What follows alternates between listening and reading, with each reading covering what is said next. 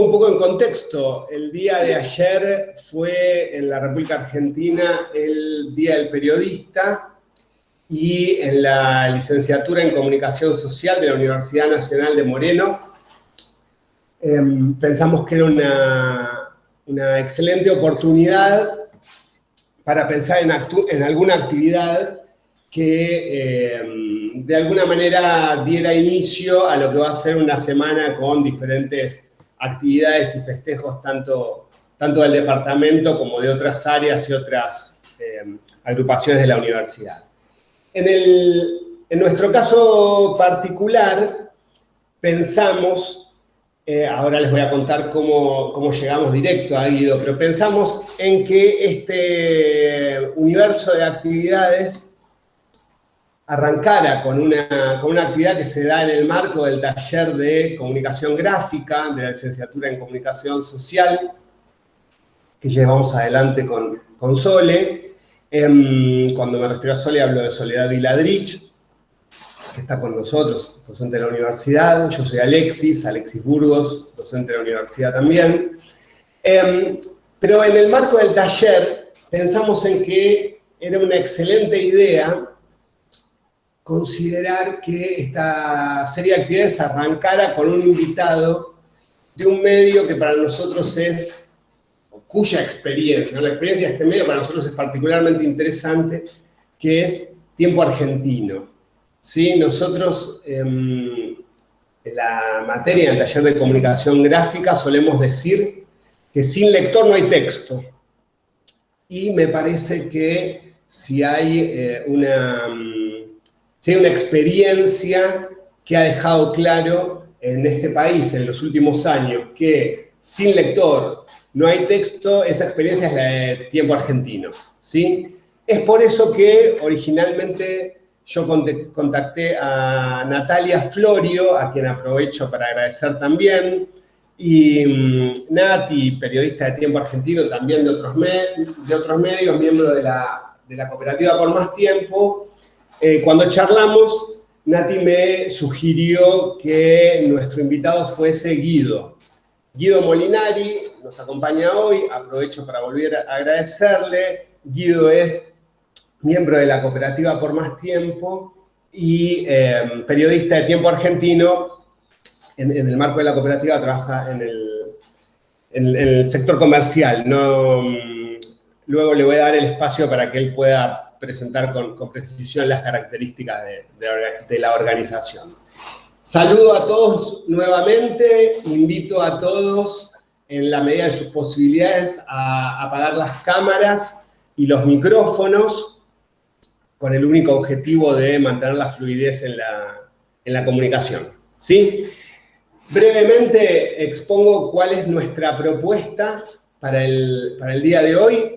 La propuesta es que esta actividad dure aproximadamente 40 minutos, por una cuestión de puesta en circulación web. Entendemos que no tiene sentido que se extiendan los tiempos. Está previsto que durante 25 minutos aproximadamente tengamos una charla orientada con Guido y que haya 15 minutos para preguntas, ¿sí? Nosotros con Sole pensamos en una serie de 3 disparadores. Si a Sole le parece bien, tal vez los 2 que tengo para presentar yo son más generales, así que podemos arrancar por esos. Y luego, Sole, podemos plantear la tercera propuesta. Y en el medio están todos invitados a preguntar. Tal vez durante los primeros 25 minutos limitemos la interacción al chat y luego podemos abrir micrófonos para lo que haga falta. Así que gracias de nuevo. Bienvenido, Guido. Te doy la palabra por si quisieras presentarte, contarnos un poco más tus orígenes. Bueno, antes que nada, les vuelvo a agradecer a ustedes, a Alexis, a Soledad, a Natacha, a todos los que se pusieron en contacto vía Nati para esta charla. Para mí, como parte de esta organización, de este medio de comunicación que forma parte dentro de Tiempo Argentino, siempre es una experiencia muy, muy linda poder contar un poco cómo es que nos constituimos, cómo es que fuimos construyendo un medio de comunicación porque me parece que la forma más sensata y la mejor la manera de contar una manera que está cada vez más presente en el periodismo para hacer comunicación, que es a través de la autogestión. Antes que nada, como decía Alexis, yo soy Guido Molinari, yo soy un periodista reconvertido, para decirlo de alguna manera, porque pasé de ser un periodista que escribía mayoritariamente sobre deportes a ser una de las personas encargadas de la gestión comercial e institucional de Tiempo Argentino. Soy un periodista reconvertido, así como lo son casi todos mis compañeros que tuvimos que adaptarnos luego de un vaciamiento empresarial, porque el Tiempo Argentino surgió así, surgió a partir de un momento en que los empresarios que estaban a cargo de un medio de comunicación que ya estaba instalado, que tenía un nombre, que tenía una identidad muy clara, como lo era y lo es Tiempo Argentino, luego del cambio de gobierno de 2015 se abandonó su lugar de patrón de alguna manera y digamos, lo primero para contar es que no es un camino fácil, pero es un camino muy gratificante de alguna manera. Porque en el caso nuestro, por ejemplo, que somos una empresa recuperada de alguna manera, digamos, por los propios trabajadores, tuvimos que atravesar primero, casi fueron 4 o 5 meses en los que no tuvimos ni siquiera respuesta de los que eran los dueños, ni respuesta estatal de alguna manera, hasta que todo llegó a reconvertirse, avalado también por el propio Ministerio de Trabajo de esa gestión anterior, bueno, ustedes pueden analizarla, pues que ustedes mismos hagan cargo del propio proyecto, del propio medio de comunicación. Entonces, lo primero que se me ocurre como para contarles, en este marco, como decía Alexis, del Día del Periodista, es que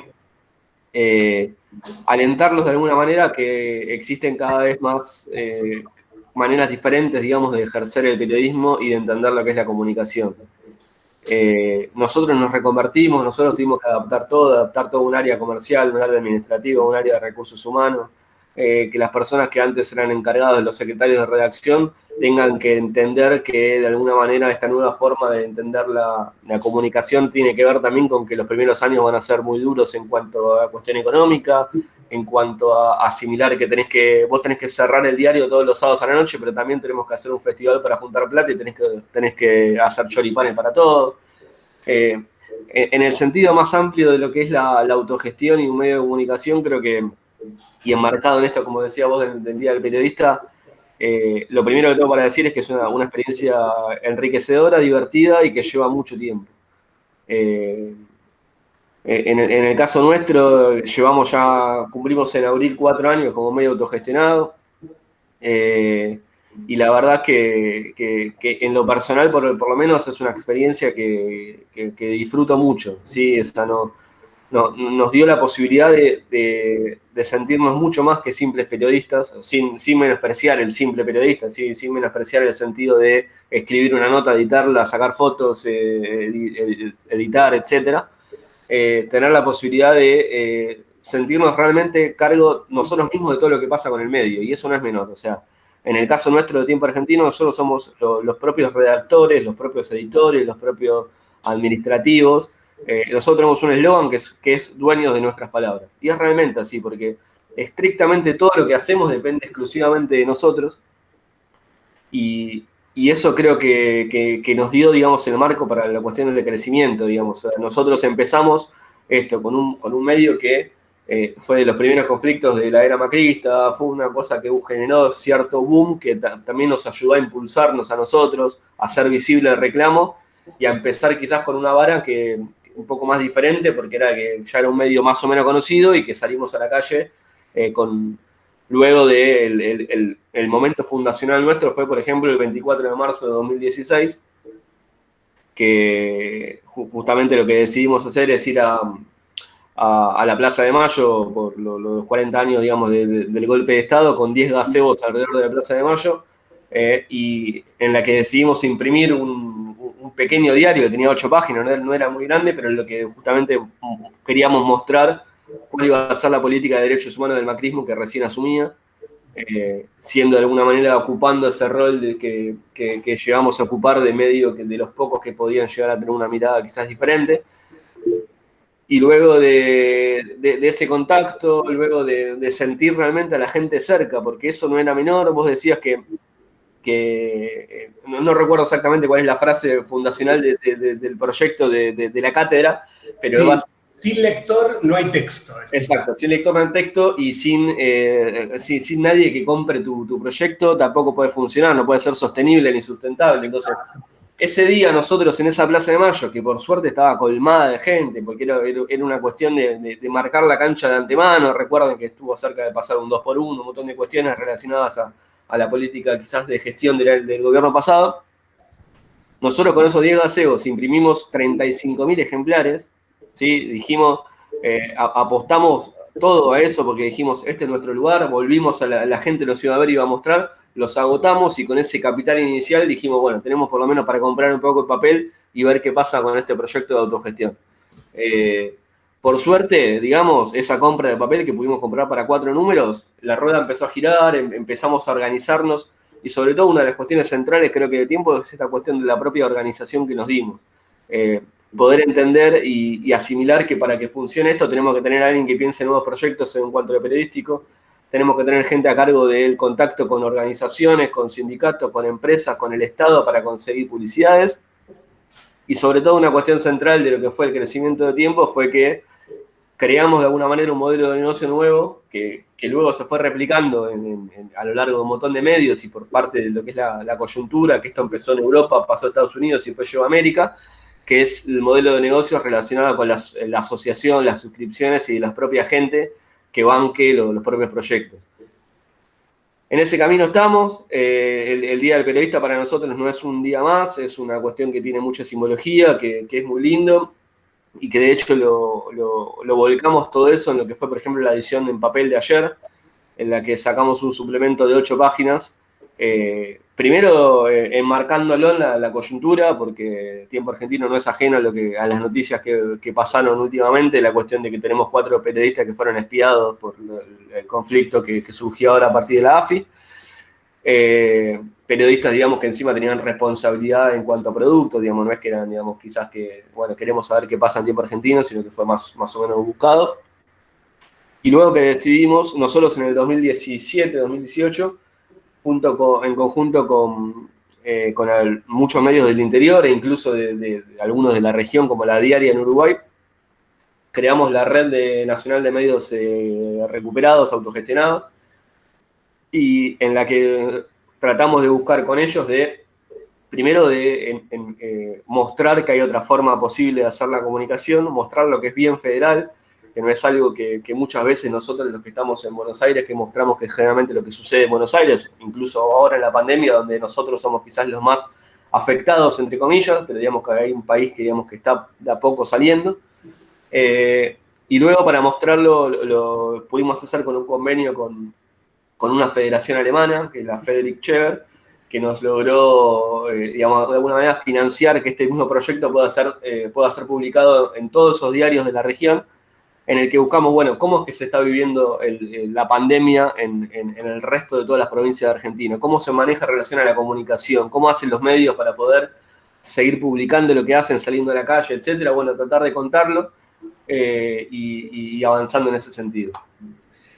Vos sabés, Guido, que hace un rato yo mismo dije que proponía que la organización de esta charla arrancara con los disparadores que habíamos pensado con Sole, y yo mismo dije, bueno, tal vez lo mejor es tirar los dos que estaban a mi cargo, que eran un poco más básicos. Ahora pienso, Sole, no sé qué te parece, que este planteo que está haciendo Guido es muy pertinente para enlazarlo con el planteo que vos misma habías hecho. ¿Te parece? Le doy la palabra a Sole entonces. Ahí se me escucha, ¿verdad? Bien.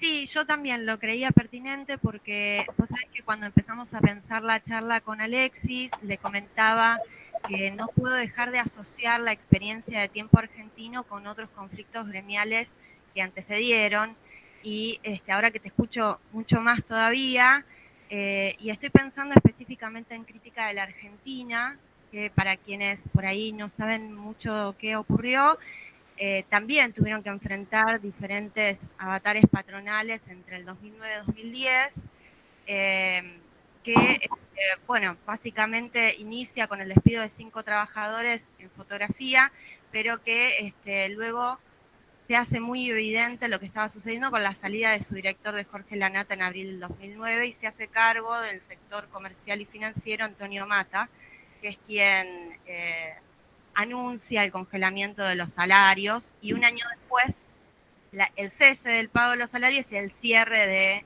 de la redacción.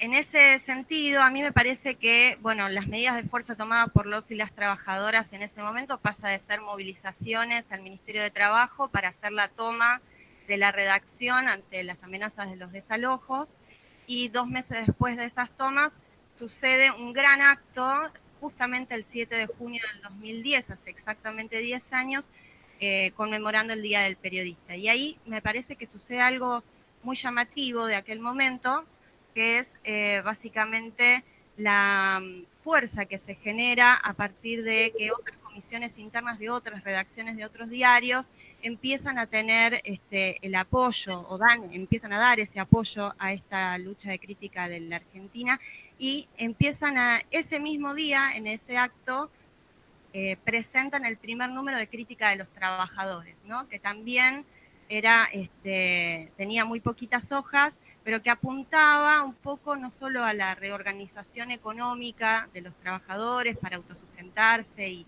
solidarizarse justamente con los y las trabajadoras que hacía meses que no cobraban su sueldo, sino a mí también me parecía como muy llamativo la reorganización interna desde lo simbólico, porque no solamente les generaba este ingreso, decía, sino que también les generaba la posibilidad de poner en sus propios protagonistas la mirada sobre lo que estaba pasando y sobre otras noticias que estaban sucediendo en ese momento, que no olvidemos que en el 2010 también se estaba debatiendo la ley de servicios de comunicación audiovisual y había un mundial también en ese momento.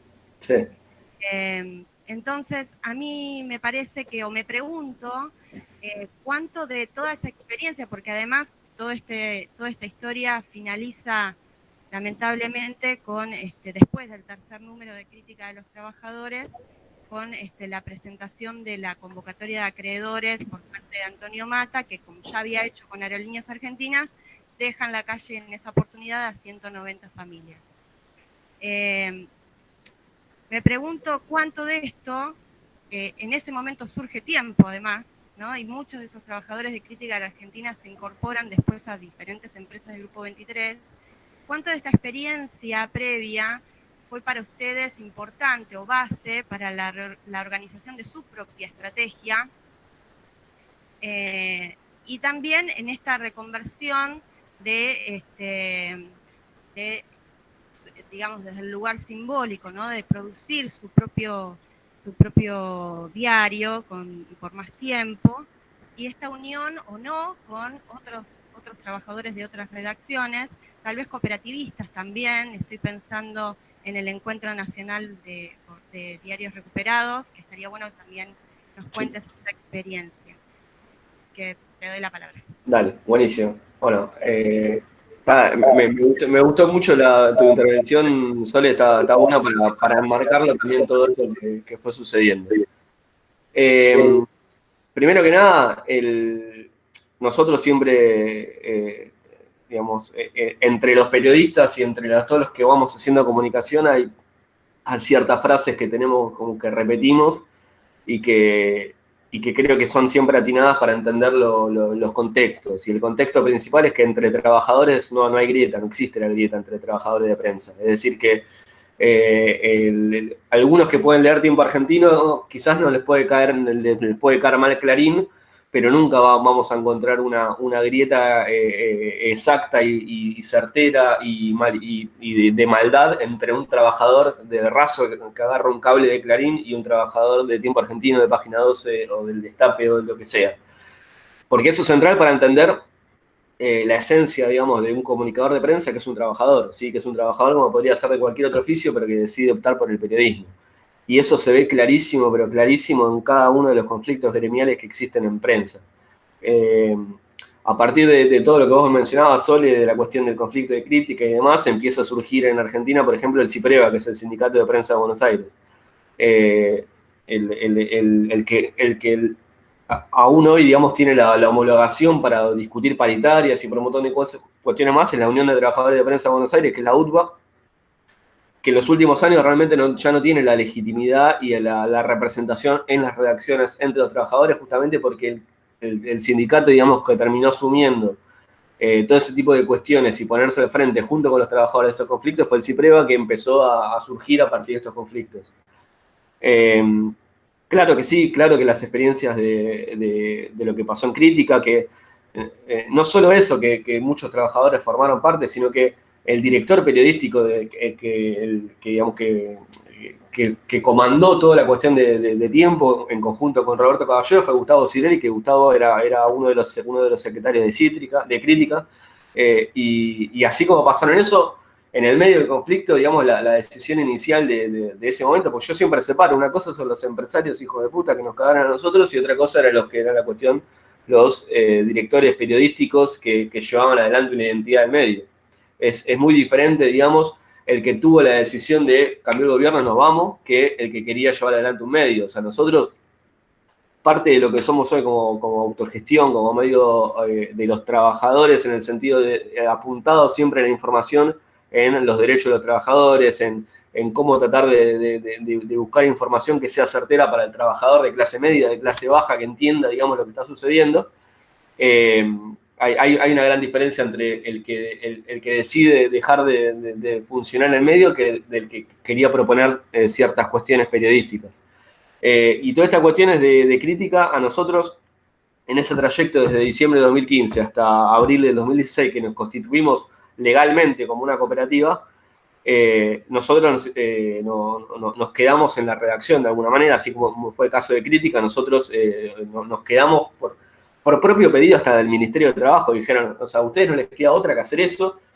Dijimos, bueno, lo vamos a hacer porque no tenemos ninguna respuesta, entonces nos quedamos como a resguardo nosotros de los bienes del lugar, entonces empezamos a trabajar, a sacar números y a probar cómo era la cuestión de empezar a trabajar de esa manera. A los 2 meses de hacer los 3 meses de hacer la cooperativa, y ahora les voy a contar un poco por qué, y ya habíamos tomado la decisión, nos fuimos a alquilar, estamos en San Telmo en este contexto. Pero en ese trayecto, desde que empezó el conflicto hasta hacer la cooperativa, a nosotros lo que nos impulsó a animarnos a pensar este modelo de negocio como cooperativa fue empezar justamente a hablar con otros que hayan tenido la experiencia ya de ser medios autogestionados. Sin eso hubiera sido imposible.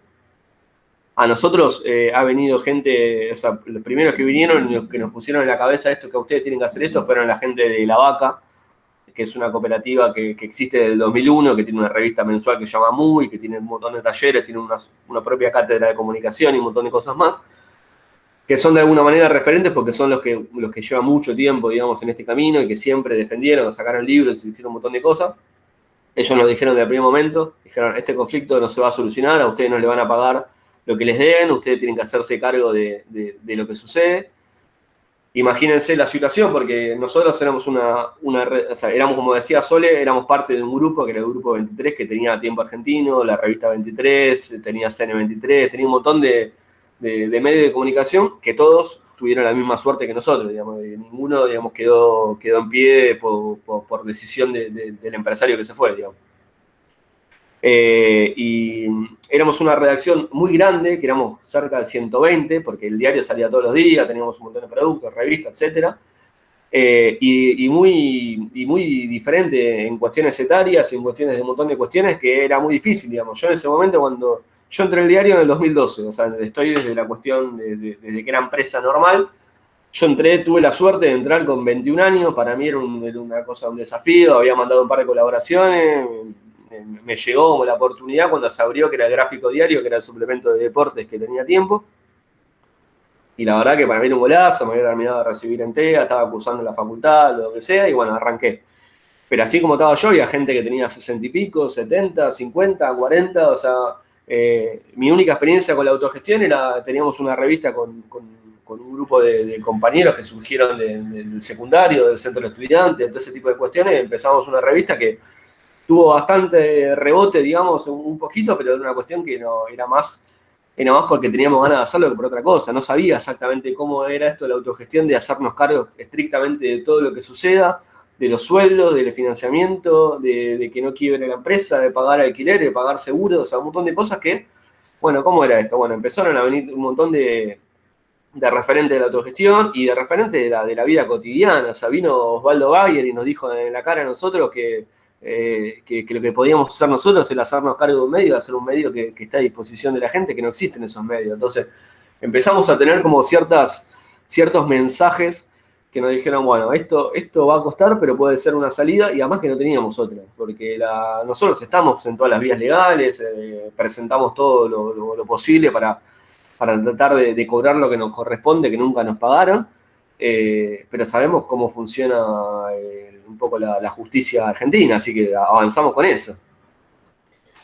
Yo lo que les propongo, porque me parece que todo tu planteo, Guido, y lo que nos estás contando seguramente tiene o genera mucho para decir entre nuestros asistentes, dado que me interesa que no nos excedamos de los 40 minutos, justamente porque sin lector no hay texto, y por encima de los 40 minutos va a ser muy difícil consumir esto cuando sea un video completo. Lo que propongo es abrir, para seguir charlando de todo esto que nos estás contando, propongo abrir a preguntas del público, digamos. ¿Quién quiere consultar algo? ¿Quién quiere, de alguna manera, compartir con Guido otras apreciaciones? Digamos, yo tengo de todo para preguntar a partir de lo que decís, de lo que planteó Sole, pero bueno, dejo las preguntas abiertas, ¿no? Está abierto desde este momento para que cualquiera haga la consulta que quiera. Mientras tanto, te hago una bien cortita. Sí. En el marco de esta federalización que ustedes buscan y ahora en contexto de pandemia, ¿cómo es esto de hacer periodismo en semejante nivel de lío técnico-administrativo? Bueno, no es fácil, está claro. Me imagino. Nosotros, primero que nada, tomamos algunas decisiones en esta cuestión de la pandemia y que luego vimos que tuvo su correlato también con la cuestión con el público, ¿sí? Con la cuestión de lo que terminó repercutiendo, que hizo que crecieran exponencialmente los usuarios únicos y la venta de diarios, etc. ¿Pero por qué fue eso? Porque decidimos que, justamente como el periodismo es un servicio esencial, poner absolutamente toda nuestra información al servicio de la gente, ¿sí? Creamos como fuese un micrositio dentro de la página, donde poníamos bien rápido, bien arriba, la última información relacionada a la pandemia, datos que explican con gráficos qué es lo que está pasando, los crecimientos exponenciales, qué hay que hacer, qué no. Y después, a través de toda la cuestión vinculada con redes sociales, con un hashtag que era con tiempo en casa, como seguir explayando toda la información. Eso por un lado, de cuanto a lo periodístico, decidimos, siempre existen los muros de pago, esas cuestiones de prioridad a los suscriptores, etc. Bueno, levantamos absolutamente todo para que toda la información llegue a mayor gente posible, porque justamente es un servicio que tenemos que dar en este contexto de pandemia. Y después, en cuestiones organizativas, nosotros lo que hicimos fue decidimos mantener durante gran parte de lo que lleva la cuarentena la redacción cerrada, tanto la redacción como el lugar donde tenemos las oficinas y las cuestiones más comerciales administrativas, que es en un edificio que está al lado de la redacción, por una cuestión de seguridad, para cuidar a los laburantes y primero obviamente que hicimos todo tipo de pruebas para probar si podíamos funcionar a distancia en este contexto, de manera remota, solamente por esta ecuación. Vimos que funcionaba, vimos que tanto la web como el diario podían salir adelante, pero obviamente cuando iba pasando el tiempo nos íbamos dando cuenta que era más complicado. Entonces coordinamos una entrevista, bueno, teníamos que sacar los permisos, tenemos que coordinar con las cuestiones para hacerlo. Obviamente que en estas cuestiones también ayuda mucho las cuestiones de las agencias y todos los tipos que puedan garantizar temas de fotografía, por ejemplo, para no exponer todo el tiempo a los fotógrafos. No sé, nosotros tenemos un diario que hoy tiene 48 páginas. la verdad que no, si no podemos sacar a todos los fotógrafos que tenemos para cada nota que salgan a hacer notas porque los estaríamos exponiendo muchísimo. Entonces, bueno, ver la cuestión de cómo conseguir también ayuda por ese lado. Y después todo, a ver, en mayor o menor medida, como que va saliendo y entonces estamos tratando ahora, bueno, vamos a abrir viernes y sábado la redacción solamente para los editores y la gente que edita de los diseñadores para que puedas salir un poco mejor el diario, porque todo remoto todo funciona muy bien, pero por lo menos para garantizar ciertas cosas. Veremos que yo creo que la cuestión administrativa puede esperar un poquito más porque no es tan primordial y se puede hacer desde nuestros hogares, pero otras cuestiones no. Y nada, vamos acomodando y nos tenemos que ir acomodando a lo que va sucediendo con la pandemia. El periodismo sigue y funciona. Bien, Ricardo Goldberger es el próximo en preguntar. Ricardo también es periodista y docente de la universidad. Ricardo, te damos la palabra. Sí, muchas gracias. Antes que nada le quiero agradecer a Guido y a Soledad sus experiencias, compartir con nosotros sus experiencias que me parecen muy interesantes. Precisamente a partir de esas experiencias y en realidad hay dos temas que desde cierto lugar están intrincados y que a mí siempre me han preocupado, o por lo menos me han preocupado en estos últimos años. Y son, por un lado, la precarización laboral que existe en otros medios que no son autogestionados. Y por el otro lado, toda la conversión. A mí me causó gracia cuando vos dijiste, Guido, conversión de periodismo, de periodista. Yo también considero que hay muchos periodistas que se han convertido y que han dejado de ser periodistas para ser operadores políticos, por ejemplo. Y en un momento de fake news, de la mal llamada posverdad y de operaciones de prensa, bueno, quería ver un poco cómo se ubican ustedes y qué opinión tienen al respecto, ¿no? Sí, primero que nada también yo les agradezco a ustedes que estén ahí escuchando, no tienen que agradecerme a mí por este espacio que es contar un poco lo que hacemos. Para nosotros, como les decía quizás en un principio, digamos, no estamos ajenos a todo esto que sucede. Tenemos 4 periodistas de nuestro staff de periodistas que justamente fueron espiados por la cuestión de la AFI del gobierno anterior y que sabemos que hay muchas cuestiones políticas y que no son buenas para el oficio del periodismo y que justamente que atentan contra la libertad de expresión, que es lo que es quizás la virtud, la mejor virtud que tenemos nosotros, que es poder contar lo que tenemos ganas de hacer y de la forma que tenemos ganas de hacer. Nosotros, al ser una cooperativa y nosotros somos muy francos en todo lo que hacemos con nuestros usuarios, con nuestros clientes relacionados a la publicidad, con todos. O sea, nosotros mostramos estrictamente todo lo que hacemos, mostramos los balances, mostramos cantidad de usuarios que entran por mes. Tenemos una forma honesta, digamos, de mantener ese vínculo, porque justamente entendemos que ese también es el diferencial que tenemos para brindar. Sabemos, o sea, no nos creemos mejores que nadie ni peores que ninguno, pero sabemos que tenemos una forma de ejercer el periodismo que quizás es diferente a la tradicional, que puede quedar medio añeja y que puede ser que esté muy relacionada con cuestiones feas, digamos, de los sótanos de lo que no tiene que haber en el periodismo. Entonces, al tener esa vinculación, al explicitarle todo el tiempo al usuario, al socio, al lector, de la necesidad que tenemos justamente para poder brindar todo este tipo de información, creemos que ahí puede haber una diferenciación en esto, también en la reconversión general, pero del periodismo orientado en la asociación. No sé si respondo, Ricardo. Antes de ir a la siguiente pregunta que tenía Ricardo, le damos la palabra a Roberto Marafiotti, que es nuestro decano, y tenía una consulta. Para organizar el tiempo le damos la palabra a Roberto, después volvemos a las dudas de Ricardo. Roberto, te escuchamos. Bueno, Guido, la verdad es que de todas maneras, más allá de que digas que uno no te tiene que agradecer, la verdad es que está muy bien que justo en el Día del Periodista estés acá, fundamentalmente porque a nosotros desde que empezó la universidad y bueno, empezamos a ver la orientación de la carrera y demás, nos interesó mucho la existencia de medios que no fueran los medios tradicionales. Por eso hicimos encuentros de revistas científicas alternativas en los inicios de la carrera, y bueno, y siempre nos interesó mucho esta cuestión de la reconversión.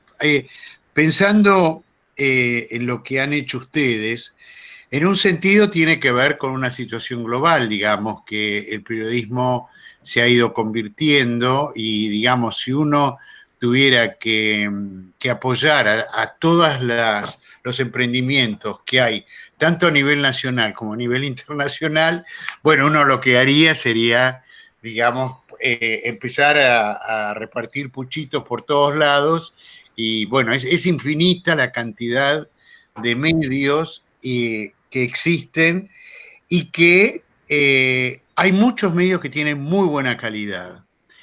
Y esta muy buena calidad me hace recordar a todos estos procesos de reconversión que, si uno lo ve en la historia del periodismo argentino, ha estado siempre dando vueltas. Porque, por ejemplo, pienso en Rodolfo Walsh, y Rodolfo Walsh, digamos, cuando originariamente se dedicaba a la traducción y, digamos, a la literatura y a la escritura literaria, él era un borgiano, seguramente quería ser Borges, ¿no? Y sin embargo hay un momento en que él ve una noticia y decide reconvertirse, y decide empezar a escribir de otra manera, y cambia la escritura y genera un género nuevo a nivel nacional, que es la crónica, y que en realidad reconvierte el periodismo en una herramienta de producción de conocimiento. Y eso me parece que para nosotros es fundamental, es interesantísimo. Digamos, es un periodismo que no solamente está comprometido, porque en definitiva uno siempre está comprometido, pero además lo que interesa es la calidad de la escritura. ¿Ah? Y entonces, cuando nosotros hablamos del periodismo como producción de conocimiento, también lo que hablamos es de esta especie de actividad. Bueno, ustedes ahí lo tuvieron a Roberto Caballero, que Caballero escribió ahí un libro interesantísimo, Galimberti, que también tiene una calidad excelente desde el punto de vista de la escritura y también desde el punto de vista de la investigación, ¿no es verdad? De modo tal que me parece que, bueno, hay actividades como las de ustedes que tienen una doble pata, una que está apoyada en lo tecnológico, y otro que tiene que ver, y otra pata tiene que ver con la calidad de la escritura. Y eso me parece que para nosotros es fundamental, porque nos interesa que nuestros alumnos adviertan la diferencia entre lo que es un buen texto y un mal texto, y que no es lo mismo escribir bien que escribir mal. Y entonces eso es una cosa que en el periodismo argentino, la historia del periodismo argentino es muy rica en ese sentido, ¿no? Digamos, desde Roberto, digamos, hablamos de Walsh, pero también hablamos de Roberto Arlt, y aunque a alguno no le guste, Sarmiento también fue un excelente escritor.